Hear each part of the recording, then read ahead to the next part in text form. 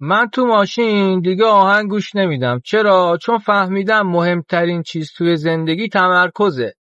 چرا میگم تمرکز؟ چون شما اگه تو ذهنت یه عالمه اطلاعات آشفته باشه، نمیدونم چرخیدن توی اینستا، آهنگای مختلف گوش دادن، این باعث میشه هزاران کلمه، هزاران اطلاعات به درد نخور توی ذهنت بچرخه.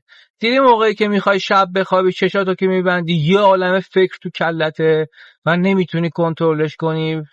این اطلاعات مثل یک بمب ساعتی تو مغزت میتره که از بس زیاده تلویزیون نگاه کردن، نمیدونم تو اینستا مدت زمان زیادی چرخیدن، آهنگ گوش دادن، اینا باعث میشه خب انقدر این کلمات و اطلاعات تو ذهنت زیاد باشه که نتونی تمرکز کنی. وقتی هم تمرکز نتونستی بکنی چه اتفاقی میافته؟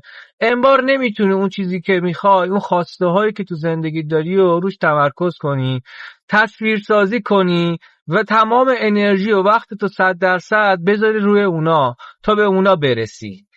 به جاش انرژی تخلیه میشه، انرژی نمیدونم صرف پردازش کردن این اطلاعات الکی میشه. ورودی و خروجی ذهنتون رو اگه کنترل بکنین، یه کوچولو تمرکز هم داشته باشین و چاشنی کار ایمان و اعتقاد، میشه آقا، میشه. پس همین چیزای کوچیک مثل گوش ندادن آهنگ خب خیلی مهمه آقا، خیلی مهمه.